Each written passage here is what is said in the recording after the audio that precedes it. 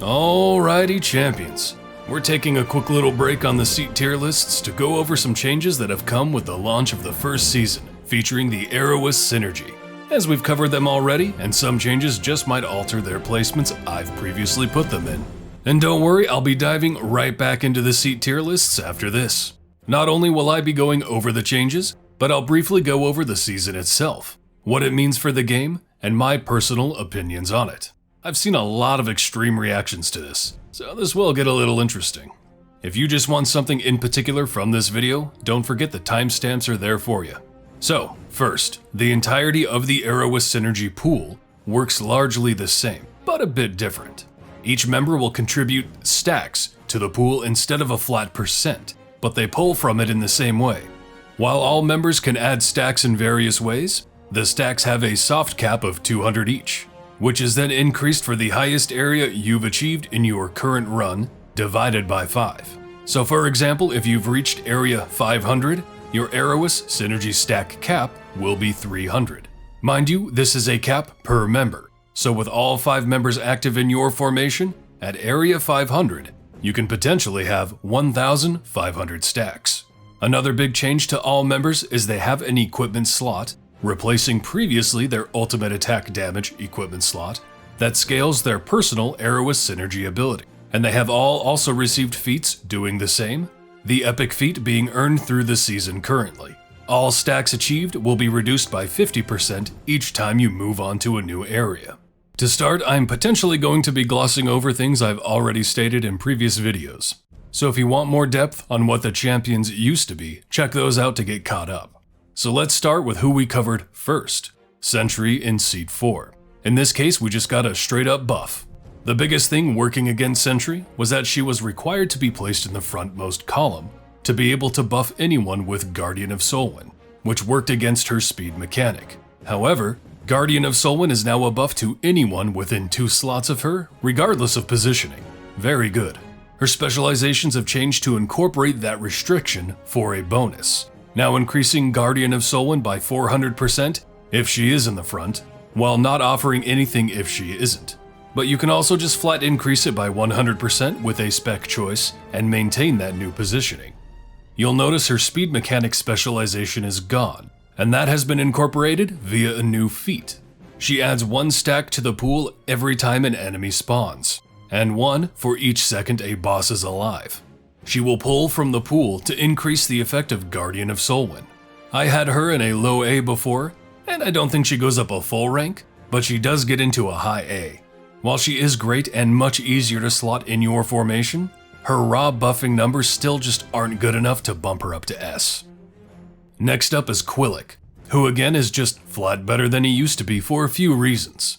First of all, he gains a whole new tag with his gold find ability, Slow Sanctions, where he increases gold dropped by enemies that are stunned, slowed, or rooted. This is quite a large boost to him, considering he was often already used for freely gold find Azaka farms with his lawful tag. And in an Azaka farm, you're likely to have an enemy slowed, so he just completely solidifies himself as a gold find champion in that scenario. It does not have any feats or equipment slots tied to it, so you can't scale it that well, so it's unlikely you'll use him in any other form of gold find formation unless you just need a slot to fill. He gains a whole new specialization to increase slow sanctions by 100% if you're just using him to farm gold, but also his first specialization becomes even more viable in that he can apply Bless to champions 2 slots away for full effectiveness, not just 50%.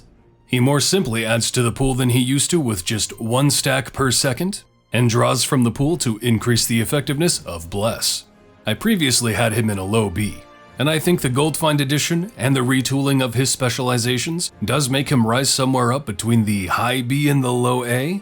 His buffing still isn't anything super amazing, and it makes me not quite want to get him into A, but I don't know, that gold tag is actually pretty useful. Now we have Lucius, who has completely leaned into his DPS role, losing his pseudo support as both of his chromats have changed. His chromat acid is no longer a dot, and instead just stacks with itself up to 10 times, increasing its own damage while making Lucius remove twice as many armor chunks when he damages enemies affected by at least 1 stack when he hits them with acid. His Chromat Cold now scales by 400% for each slow, stun, or rooting effect on the enemy, but now only debuffs the enemy with a slow, not a damage increase. And his Explosion with Elemental Adept scales off his normal attack damage. So basically he has one for armor breaking, one for slowing, and one for raw AoE damage. His specializations have been changed up, either increasing the explode damage of Elemental Adept by 200%, increasing his Aerois Synergy bonus damage by 100%, and by the way, he just pulls from the pool to increase his damage straight up, or making Chromat Cold apply a secondary slow debuff when Elemental Adept explodes for 20 seconds, and is its own debuff aside from Chromat Cold, giving Lucius another way to scale up Cold's damage. He's still not going to be a top-end DPS. He's lost his pseudo support, so that's just gone, and his lack of patron availability remains the same. And at the end of the day, these changes didn't make him an amazing damage dealer. For his role as a DPS, I think he's in that low C range. But do note during the season, with the buffs up, he'll probably be more in the C+ range. Moving on to Aila, we have mostly the same with a few tweaks, and one glaring problem. To start, Storm Aura debuffs enemies a little slower, both with and without the specialization that helps the cooldown. Shielding Storm scales differently, in that it is no longer 10% of her max health per electrified enemy, and instead 0.5% times the total number of Aerois Synergy stacks, with a dedicated 30-second cooldown. And this does scale still well enough to do what you need it to do. She adds 1 stack to the pool per electrified enemy that has been attacked by any champion. Each stack further increases the damage enemies take who are electrified. Everything here largely works the same, except for Storm's Soul, her entire bread and butter, and how she scales her sticky debuff. It now increases the damage enemies take based on how many electrified enemies are on screen. 100% for each normal enemy, and 1000% for a boss, stacking additively. That's all fine and it still scales with gear feats and whatnot and is great, but the problem here is that it is not active when there is just a single boss.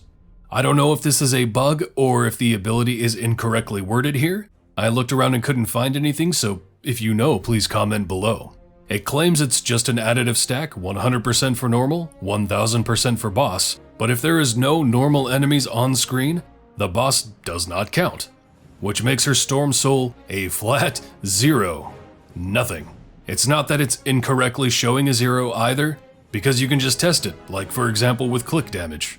If this is intended and she stays this way, she drops to the low A tier, because she's still a great tank and debuffer in any scenario where it isn't just a single boss left on screen.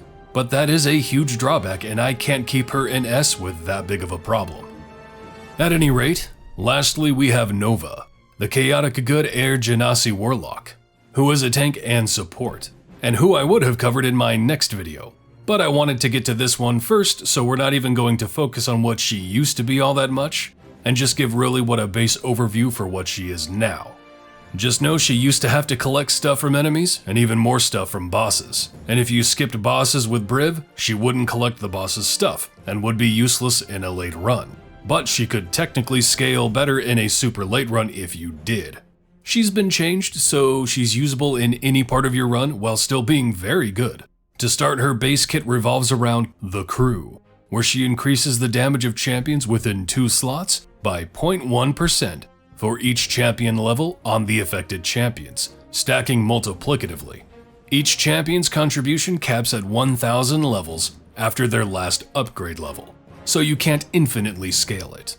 A few important things here. Her old ability was not positional. This is. That means it's observable by Artie, and since she's a warlock it's also buffed by Black Viper's Aura of Infamy, and of course usurpable from Arkan. And out of nowhere they also decided to make her viable in a click debuff formation with Curiosity, where she marks enemies that spawn to take a lower amount more damage from all sources, which is increased by 10% every second they remain alive, up to a maximum of 90 seconds, at a 1000% increase, and that is also increased by 200% if she is in the frontmost column. However, the only means to scale this ability is through a feat. She activates Failsafe when she becomes overwhelmed, which grants the whole column she's in a protective barrier of temporary HP. equal to 250% of her maximum health. The crew is increased by 400% for each shield that remains active, stacking multiplicatively, so multi-tank front lines work very well for her. This can only proc once per area, and she will be stunned for the duration until either the shield is no longer up or until she is no longer overwhelmed. So she will not be attacking for the duration. Normally her attacking as a tank wouldn't be too important, but she also gains slow, where she reduces the movement speed of enemies with her attack, and those who are slowed deal half damage to her. And she adds 1 stack to the Aerois pool each time an enemy is stunned, rooted, or slowed, and she pulls from the pool to increase the crew. So if she is your only source for those types of debuffs, or if you can't hit too many enemies before she becomes overwhelmed, you'll be put in a bit of a rough spot. She's got overwhelm feats for a reason, eh? Her ultimate makes her deal damage to all enemies on screen, which scales with the Aerois Synergy stacks, but this will not apply her slow, and can not only not be activated while she's overwhelmed and stunned by failsafe, but the cooldown will be locked for the duration as well. Overall, she's an excellent buffer and a decent tank. I think she's a rock-solid A+, coming very close to being S tier.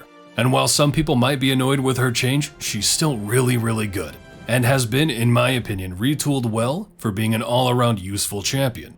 Honestly, one of her biggest downsides is being in Seed 11, which we will be talking about in my next video.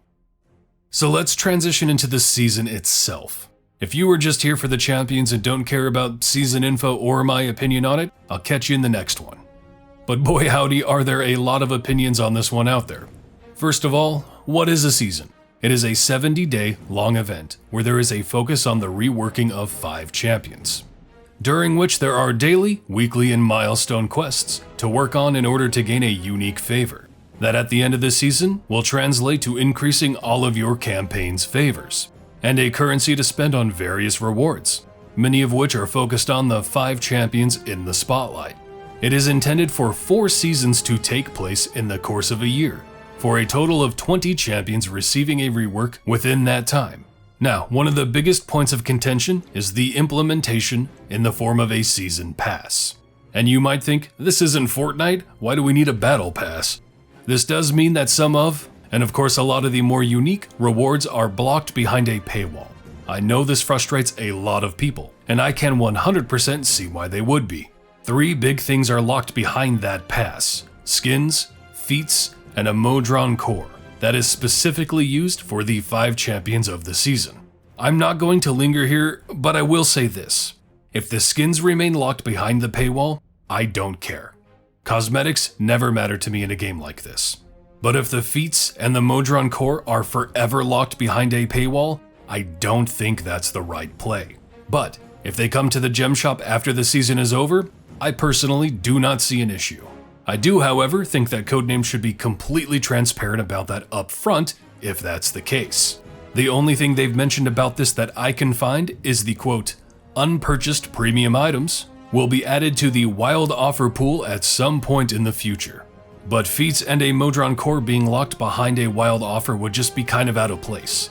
Unless it's one cohesive offer of all the feats and the core for the same price as the season pass, but even then I personally don't agree with that. Now, to be perfectly honest, and I think a lot of people won't like this, but I think the season pass is actually fairly priced at $10. This is coming from someone who loves the game and plays it a lot, and has almost never purchased something because I am a cheap bastard and I'm poor. I always look at things like wild offers and a lot of the deals and think it's borderline egregious. Like for example, let's say I took a shit 2 separate times. My first turd I say is worth $100. That's one expensive dookie. But my second I say is $15. On sale now. Hot damn, that's 85% off. What a steal of a deal. And just because I value a rolled up brownie so much to begin with doesn't really mean it's worth that. Now that might have come off as a bit aggressive. I'm not trying to compare the content of Idle Champions to fecal matter. But my point is simply the smoke and mirrors of setting a high amount on your own content, then telling us how much we're saving on various deals. I can see how that can be viewed as a bit scummy. The problem here isn't necessarily Codename and Idle Champions. It's the electronic business in general. Something I think everyone here forgets or just doesn't care about is the fact of, yes, Idle Champions is trying to make money. They should be. But they should be doing it in ways that does benefit the player, because that way everyone wins. I personally believe the promise of more seasons at the cost of $10 per season to those who decide to support it is absolutely fair. This is how they're funding and justifying the work on the time spent on those reworks. And you still get those reworks of those champions even if you don't pay. There are rewards you can earn, though I admit they are quite limited if you don't get the season pass. If you don't want to buy it and support this decision, that's absolutely fine too. Pay for what you believe they deserve and what you think is fair. If you never want to pay and just want to do everything you can on your own without supporting them, do it. But again, if you are that invested in the game, how do they not deserve some form of compensation for their work? And again, this is with my opinion that important things like feats and Modron cores should become gem shop items after the season. Now, if you're not fuming and wanting to punch your monitor yet and you're still here with me, I'm going to go over some of the top Reddit posts this month about the seasons and give my couple of pennies.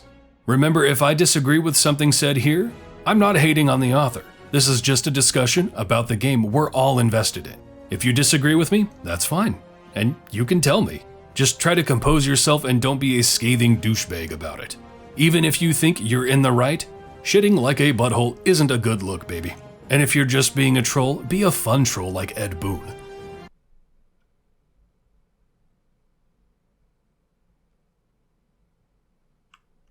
Well, hello, and a face reveal that nobody asked for. But for this bit, I kind of felt like I needed to add something to put my stamp on this, because I didn't want to just show you a screen with text. And I'm gonna just move this along, and I have pulled up, I haven't read them yet, any of them, some of the more upvoted posts from Reddit, and yeah, let's just get right into it. Extremely disappointed in the direction of the Battle Pass. I don't mind different free-to-play models. I've even purchased multiple familiars to help support this game. However, there is a huge difference between free-to-play, with the option to purchase time-saving items such as golden gear or gems, familiars, and pay-to-win, which blah blah blah blah. All right, so what's the end game here? Unless the feats core, but purchasable for gem and yeah. For the most part, I agree with this. This is kind of what I was saying, that the feats and the Modron core should not be behind a paywall. It should just be in the gem shop if this is the direction they're going to take. I agree with this take. Yeah. Moving on. I think I'm done now. Suggestion for the developers. That doesn't quite, I have a cat, and now I have cat hair on my tongue. I think I'm done now. I don't know how that's a suggestion for the developers, but let's see. Season passes are just about the only hard nope I've got with games these days. I refuse to support this shit. Look, it's a free-to-play game. You need to take money to keep it going. No, I'm an idiot. You need to take This is the things you don't see. You need to take money in to keep it going. I get that. I respect that. I've bought familiars and GEs, but this shit crosses the line. I cannot and will not abide by it. I get being angry with the choice. I do, but I gotta be honest. $10? This is where you draw the line? Really? If we were talking an over-the-shot number, and again, I get the whole season pass is stinky. I get that. I'm not a fan of it either. But $10 for a game where you're constantly potentially buying far more than that. And again, I'm not a spender.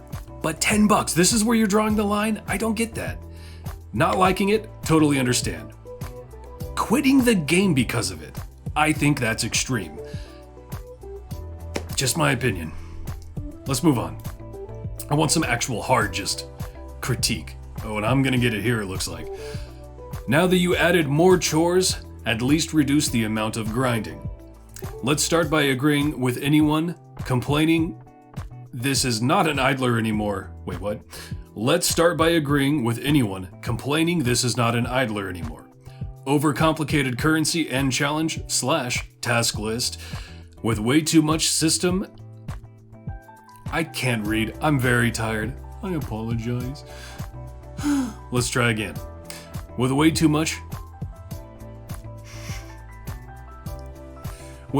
many systems and activities requiring micromanagement. I won't chase the hope that the Battle Pass will be cancelled or more rewards will be moved from behind the paywall to be accessible. But at least lower the chores on other existing systems to improve the balance of the game. I don't inherently agree or disagree, but let's see. Weekly patron challenges, instead of 10 for each patron, 4 would be more than enough, but the sum of the currency rewarded should match the previous amount. Yeah, I'll do this one by one. I disagree. I can potentially understand where you're coming from, but people want stuff to do in a game, right? I don't get this take. I actually don't. I like goals. This is personal, so I mean, it's a personal thing. I get that. Not everyone's going to agree. But why don't you want goals? Why? You know what? We'll come back to that, actually. Let's see if anything does synergize with that and we can make it one cohesive statement. One completed free play level should add 5 patron currencies instead of 2. Why? You know what? Let's just go through these. Leveling up a core should take much less completed levels. Now it's a long-term goal achievable in months.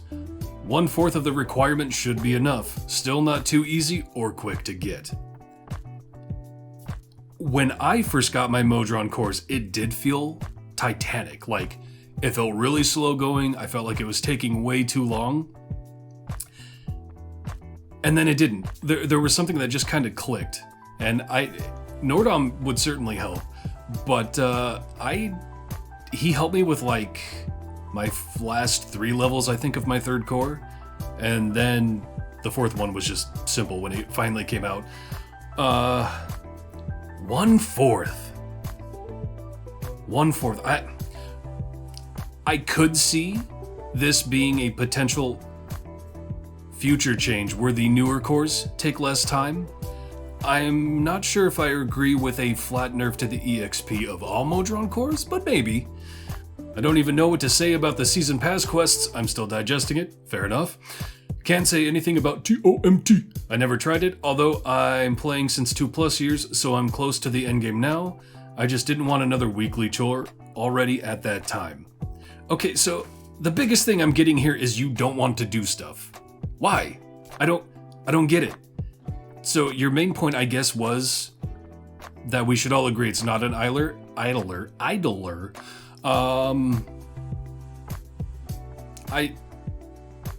believe it was Mars who kind of said it best. I forget exactly how he worded it, so I'm paraphrasing. That they kind of wish it wasn't idle champions and just champions of the Forgotten Realms. That it's an idler in essence, but not truly holy. I don't know. What do you want to do in the game? Do you really want to just completely idle? Really? You don't want goals? You don't want tasks? You don't want to be rewarded for your play? I just don't understand these takes. Maybe lessening them because there has become slight content bloat? I get that vibe. But I don't know. And this is a personal thing. I grew up with MMOs. I'm a moron and I like daily tasks. I don't know what to tell you. Personal taste. A weekly task that is rewarding to be done in a few hours. I didn't read that bit, I'll read it now.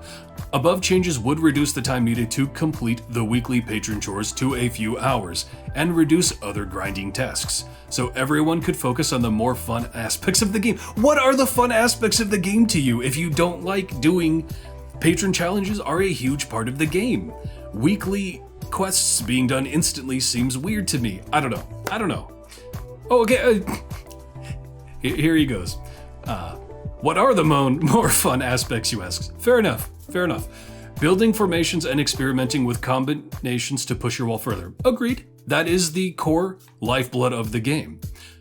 Overcoming difficult variants. To me, that also ties back into patrons. Then the same for patron variants by building the best formations with restrictions on the roster. You can do most of the weekly challenges within those patron variants. Are you not doing them at the same time? Why not? I don't get it. Completing your collection, then all purple, Then all purple it, slowly but steadily, as you progress in the game, fair. Experience the lore, read the dialogue of adventures, it's a D&D game for a crying out loud. I read the dialogue of the Grand Tour of the Sword Coast until about halfway, then nothing else. Nothing from the other adventures. At that point I saw I need the time to grind to actually progress the game. How sad is that? The adventures are surely fun and well written. Also, do the bug fixes first. I need it. Duty before money hoarding. Okay, I don't disagree with the fun aspects here. I don't. If you just don't like the tasks and chores, okay. But I don't personally agree with nerfing them either. But this last bit, do the bug fixes first. I mean it. Duty before money hoarding. Again, I agree some aspects of Codename are egregious with their money pushing and buy this wild offer, buy this sale. They do some good. And others are just kind of in your face. Bug fixes first. Are you insinuating they're never working on bug fixes? I do believe that should be their priority, don't get me wrong. But of course they're working on bug fixes. And money hoarding. They're a gaming company. They stay afloat by making money. Do you really see them as just Scrooge McDuck diving into their tower of gold? I just think that's ridiculous. I get people are mad. I get it. Money hoarding, come on. I don't know. Hey, hit me up, Codename Entertainment. If you are rolling in Scrooge McDuckian money, come on, you know? I will say, I don't necessarily disagree with anything in this post, per se. The fun stuff makes sense. You don't have the time, okay. Sometimes if you don't have the time of day to do all those tasks, just don't do them. I know that's not the best answer, I know, because you're not getting the reward you would otherwise be getting, I get it. But you really do have to weigh it out. I don't know. Some people want those, you don't. How do they coexist? Give me an answer to that. I want to hear that. Anyway, let's move on. I'm not making blah, blah, blah, blah. Ooh. Uh-oh. Okay. Season shakes up the foundation of this game too much. Idle Champions is an interesting game. Admittedly, I only have played it for about 3 months now, and have enjoyed my time. It's something I turn on and leave running on my computer while I work and watch the numbers go up. Seasons has just come out, and that's really early to judge it. But the thing is, Season has fundamentally shaken any faith I have in the game, really. The concept sounded like a good idea. You'll have stuff to do daily, weekly, or over the entire 10 weeks. This was a good start. The problem is, unless you pay for the season pass, you basically just get a handful of chests and not much else. Basically, you now just have a daily job to come to play seasons, but you get no rewards for it. Alright, they might go into this later, but I do want to kind of talk about that briefly.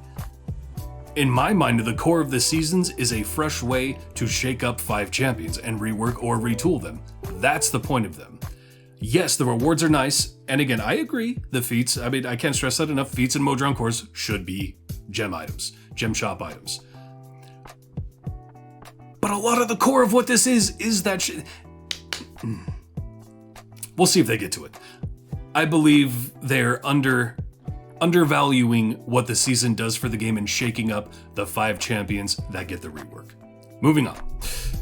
Even if you think the battle pass is fair, you're paying $10 to work more for the game. Have you ever played an MMO? This isn't a good design, and it's why the battle pass is, in general, are slowly being phased out of many games, because people shouldn't pay for the pass until near the end, until they're sure what the reward is. If you've already bought the battle pass, think about what happens if you can't reach the highest tier in time, and thus lose out on the core. You can unlock that tier early, and now you're going to have to spend more money on it. Like, that's a fundamentally bad idea for design. I agree for the last part. That is a part of the Battle Pass I do not agree with, is spending money to unlock higher tiers. It should be designed in such a way that $10, if you choose to spend it on the Battle Pass, will be fair with rewards. 100% agree. I've heard a lot of people say it's only $10, but that's a flawed argument. Ooh, I don't have a qualm with paying money to support developers, but the problem is an important point. Idle Champions is a free-to-play game. All functionality and features and power potential should be available without paying. And sure, maybe down the road the developers might make this stuff available to free-to-play games. Maybe. If enough people make a stink. But what is Idle Champions? Wait, what? Oh, okay, he'll get into it. I agree to agree. I don't think you just saying it's only $10 is a flawed argument. That's your opinion. It is only $10. That's a fact. But I agree with the concept that, again, I'm just repeating myself at this point. You guys know, my opinion is that the feats and Modron cores should be gem shop items. Would you still have this argument otherwise? That's a question for me. But again, I feel like a lot of people are glossing over the fact that, to me, seasons are about shaking up characters that are going to need reworks. This is them funding that. You don't have to pay this money. If you don't think the rewards are worth it, if you don't think you're going to achieve it, don't get it. Again, I agree, you should be able to in-game for the feats and Modron cores. However, okay. To me, Idle Champions is a free-to-play game, yes, and Season shows the developers no longer want to be in that business. Why? Every free-to-play... Alright. To me, Idle Champions is a free-to-play game, and Seasons shows the developers no longer want to be in that business. Perhaps the ledger says we need to make money. Perhaps there's actually financial problems with the game. And if that's the case, well, I'm sorry. Maybe make more appealing or unique designs. Maybe offer more things to buy that free-to-play can earn. People seem to fundamentally want to support the game. But by the changes here, I feel like I don't know if I can trust the developers. If you think it shouldn't be free-to-play, that's fine. But realize a lot of the fanbase, even those who pay, think it's free-to-play, I'm assuming, and that change will change how people see the game.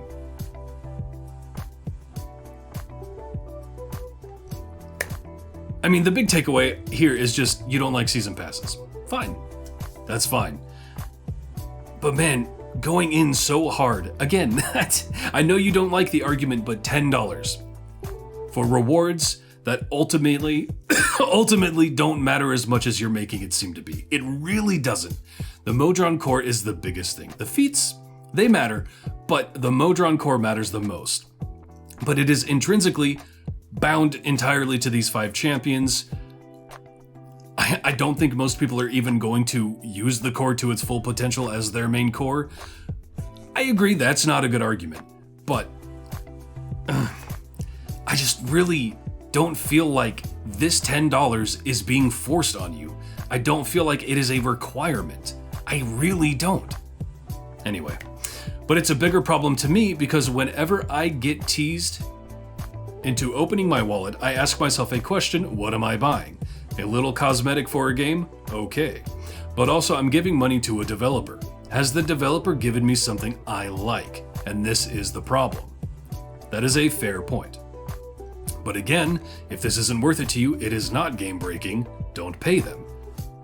I've played Idle Champions for over 1,000 hours, which everyone is going to say, you must really like the game. I don't think I do. Okay. I leave it on because I get better returns. My computer... I lost my place because I'm stupid. I don't think that I do. I leave it on because I get better returns. My computer already was going to be running 24/7 because I don't turn it off. And I like to see the game on my screen at work so I can make a few clicks and feel like I'm gaming when I'm really working. But the minor interactivity is minimal. You set up your party, wait, click a few buttons, and wait more.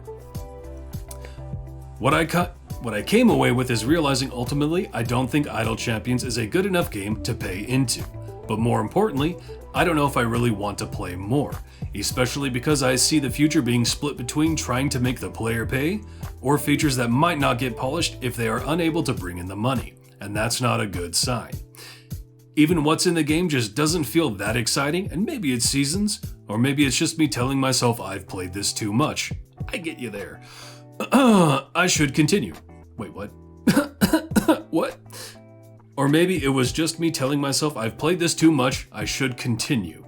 Shouldn't? Am I stupid? Am I stupid? I like supporting developers, but I tend to spend money on games that give me something interesting or slightly intellectual. So I'll probably switch off and go play. Really? That's the example you're going to give here? I'll gloss over that. I'll continue to play idling and we'll look at a photo. I think time here has come to a conclusion. That's a big problem with what Seasons is and what Idle Champions is becoming. I'll bet I'm in the minority of this, but CNE will get people to open their wallet for the core, especially if they hold off on talking about it being accessible to free-to-play until long after the season is up, and most people are already all in on Idle Champions, but I think... wait, what? And most people are already all in on Idle Champions, but I think at least a few people might start to question why they play this game. And that shows they pushed a bit too hard. Overall, I mean, the vibe I'm getting is you just realize you don't like the game and you don't want to pay them money. Then don't. And I don't mean that as an insult, I'm just saying, if you don't enjoy your time with a game, I highly recommend not playing it. There's no argument here. I do think, again, the core of what Season is getting glossed over. Yes, it's a big event. Yes, you have stuff to do. Yes, it's $10 for the Battle Pass. It is funding the change-up, the shakeup. At least in my eyes. And if you disagree, that's fine. Let me know. I have a feeling a lot of people are going to let me know today. But I don't know. I don't have much to say about this one other than I disagree. And that's fine. Fair? Hey, here we go. Okay. If you're planning to quit the game, that alone won't stop CNE from continuing to cater to the whales, as they'll figure out your loss is acceptable compared to the small group throwing thousands of dollars at this game with each update. You need to drop a negative review on your respective platform. Steam, Epic, Mobile, whatever, leave a thumbs down. I can't speak for the other platforms, but on Steam, a negative overall review tends to shake people into positive action. Scaring potential new whales away from the game is the best method to make sure that a company at least listens. As an example, blah blah blah. Okay. I mean, there's not much to say here. You don't like it. You think other people shouldn't like it. Okay. I think, again, overreaction. $10 for... I just don't... I'm genuinely confused. Can someone tell me why these people didn't care until now? Genuinely. Why did people not care until right now for $10? This is where you draw the line. Really?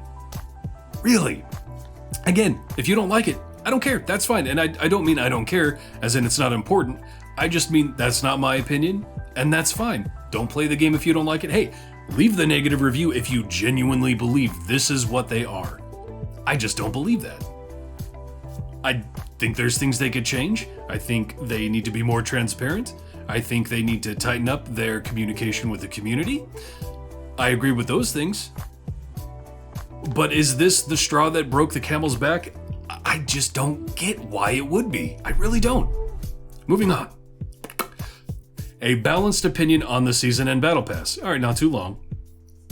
I genuinely do not mind the game provides additional incentives to do the things you otherwise wouldn't have done.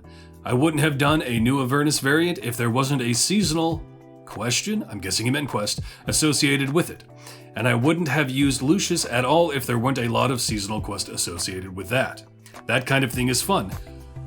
That's kind of the point I was making in I like challenges. It shakes up the game a bit. Why lessen them? Anyway, sorry. Indigestion.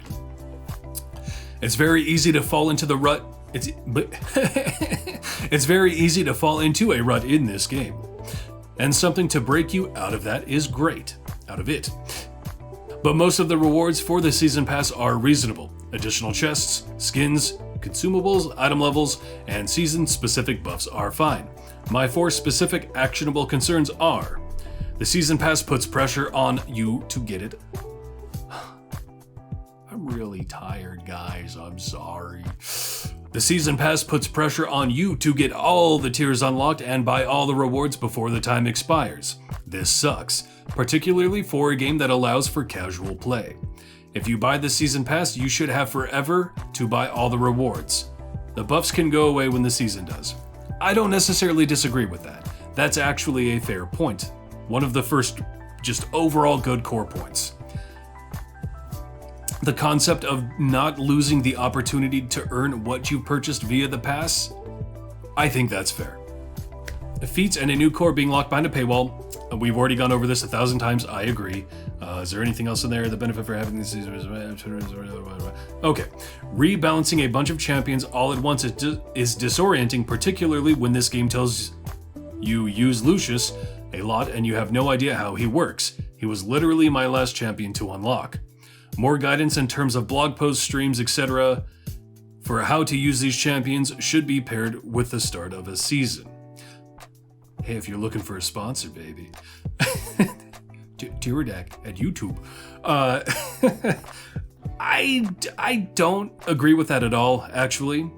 I think the rebalance keeps things fresh. I think it shakes things up, maintains interest. I think that's what these seasons are funding, and I think that's important. I can understand if you might be newer. I don't know your stage in this game. You did say you just unlocked Lucius. You didn't know how he worked. He did get a bit of a shakeup, that's for sure. But can you read? You can write. I assume you can read. I love that you guys come to my channel. For those who are watching, absolutely love it. Love the interaction. Sometimes it does confuse me a little bit that you guys don't just read the description. It's not that hard. But I fundamentally disagree. I don't think they should just be shaking things up constantly, but what 4 seasons a year? That 10 champions a year to me is not blindsiding players, disorienting them. I really don't think it is. Some of the specific quests might be impossible for some accounts. What if there's no more merch challenges? What if the only remaining variants in a campaign are something an account can't manage? What if you already bought all of the blessings? Some curation of the quests is in order. I don't think I've run into one that's not completable. I ran into one so far that involved defeating Tiamat, and I believe that one, it's easy to do, but within the time restraint, I had just finished my run of Tiamat when it gave it to me, so it cut it really close. So I can kind of see that one. As far as merch challenges, unless you... Yeah, no, I'm trying... Sorry for the mental pause. I'm trying to think of a scenario where you would not have a time frame to complete a challenge. Because if they rolled over at the same time, fresh challenges. If they didn't, you would have a brief period on one side or the other where you would still be able to. Anyway, a couple valid points here, a couple I disagree with. I do believe it was a balanced opinion on the pass versus others. Fair points. Let's see this one. $10 to play per season? This is sick and disgusting. A $10 season pass just to use the reward points you gain for an event. And you place a Modron core as the final reward? For shame! You should be able to unlock everything on your own if you so choose. This is even taking the fun out of the entire event because you can't even spend your tokens unless you pay. Nothing wrong with paying to get stuff faster, but placing all these high-end rewards behind a paywall that you must pay to... Wow. Oh, brain fart. That you must pay just to play. In and bet... Am I just stupid? That you must pay just to play in and benefit from the event. Okay, got through it. Woo!